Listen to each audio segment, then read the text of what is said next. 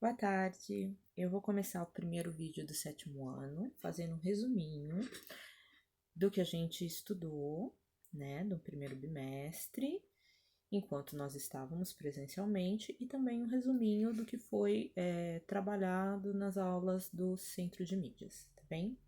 Então, o tema do sétimo ano, do primeiro bimestre, era com relação às formas de energia, de trabalho e as máquinas que auxiliam no trabalho no nosso dia a dia. Então, a gente iniciou o ano conversando a respeito de máquinas simples. Então, só para a gente recordar, né? Máquina simples é uma máquina que não utiliza energia elétrica, nem energia térmica, nem energia química para funcionar. No entanto, ela facilita o nosso trabalho, ela faz com que o ser humano faça menos força, e o gasto de força seria o que em ciências a gente chama de trabalho, tá? O trabalho humano. Então, são máquinas que elas vão facilitar o trabalho humano de alguma forma. E aí a gente trabalhou 3 máquinas simples principais, que foram as alavancas, os sistemas de alavancas, né? As roldanas e o plano inclinado, tá? Aí, como exemplo de alavanca, eu dei a maçaneta da porta, os alicates, a tesoura, né? Ou o macaco do carro, entre outros, bem? E aquele sistema, ele facilita o trabalho humano porque ele divide com você a força que você deveria fazer. Então, uma parte da força é realizada por nós e a outra parte da força é realizada pelo sistema de alavancas, e diminuindo, portanto, o trabalho realizado pela pessoa que está utilizando essa máquina, tá? Então, quem já tentou abrir uma maçaneta que a fechadura, né, a maçaneta está quebrada, aquela parte compridinha quebrou, você vai sentir uma dificuldade muito maior, você vai ter que fazer uma força muito maior para abrir aquela porta. Sendo que quando a maçaneta está ali, como ela é um sistema de alavanca, você facilmente abre aquela porta, porque você está dividindo o esforço com a maçaneta, tá? O mesmo ocorre com as roldanas. Então, roldana é um sistema de rodinhas, geralmente fixa, num ponto fixo, e você tem ali um cabo que vai girar por esta roldana, tá?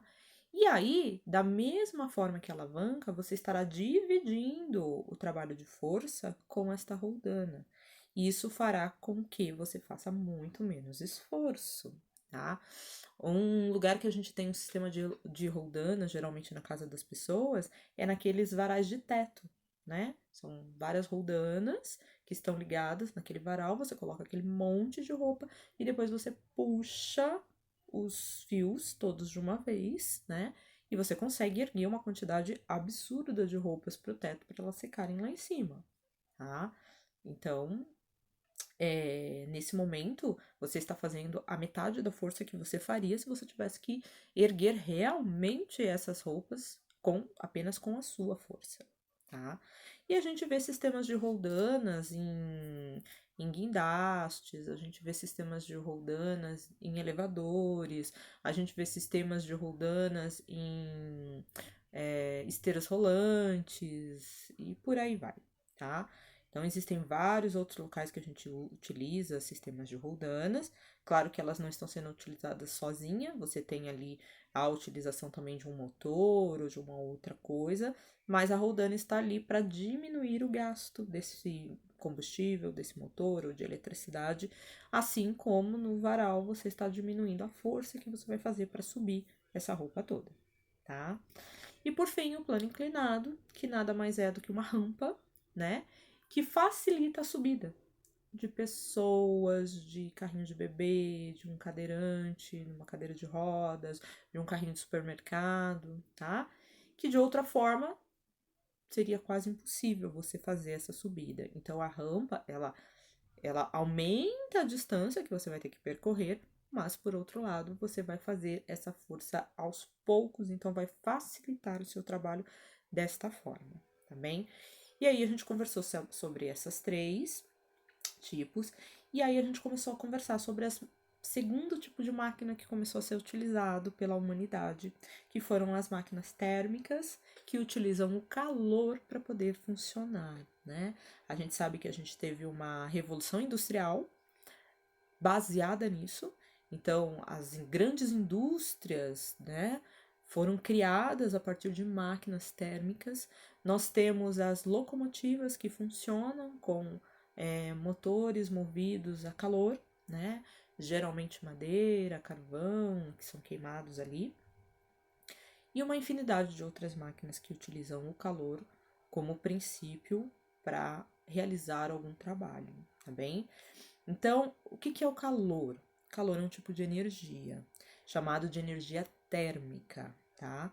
Nós vimos em sala de aula que o calor, ele é uma energia que é capaz de se transportar no ambiente.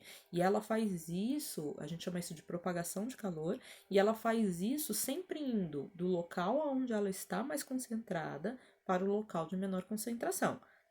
Traduzindo, você aonde tem calor vai doar calor para onde não tem.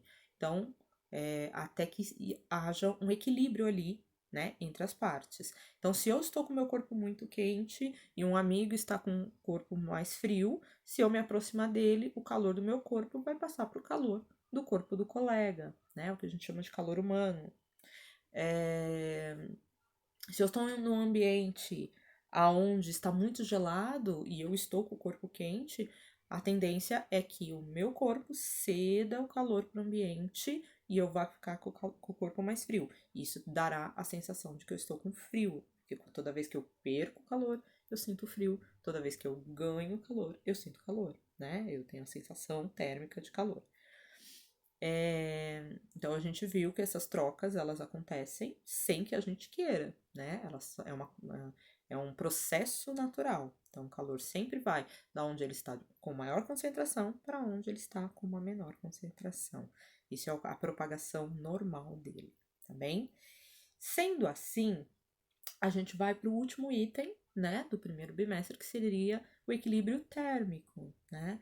O equilíbrio térmico justamente é fazer com que o ambiente ele esteja termicamente equilibrado, né?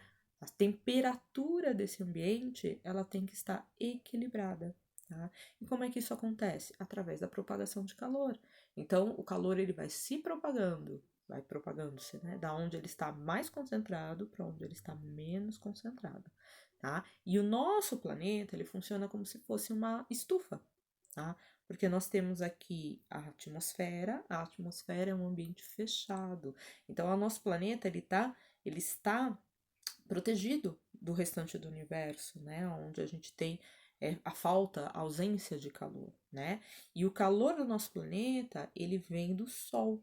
Então, o Sol é a nossa fonte de calor. Só que quando os raios solares chegam até o nosso planeta e aquecem a nossa atmosfera, e quem faz isso é o gás carbônico é quem segura o calor do Sol aqui no nosso planeta, a gente acaba tendo uma temperatura agradável para a vida. Então, mantém a vida no nosso planeta é o fato da gente reter calor. E o planeta retém calor graças ao gás carbônico presente na nossa atmosfera.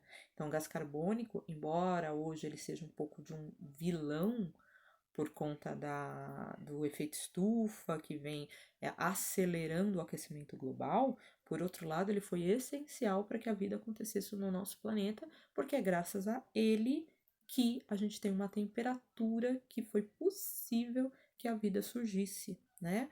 Porque qualquer temperatura muito acima disso, a vida não seria capaz de sobreviver, porque altas temperaturas e vida não combinam, então pelo menos a vida como nós conhecemos, né?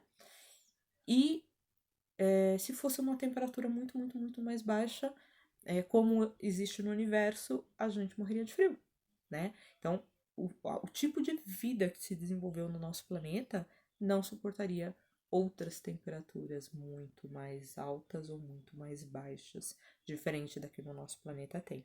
E o nosso planeta só tem essa temperatura por conta do efeito estufa, que é proporcionado pela presença do gás carbônico na nossa atmosfera, e essa atmosfera retém o calor e a gente tem uma temperatura anual média de torno de 23, 24, 25 graus mais ou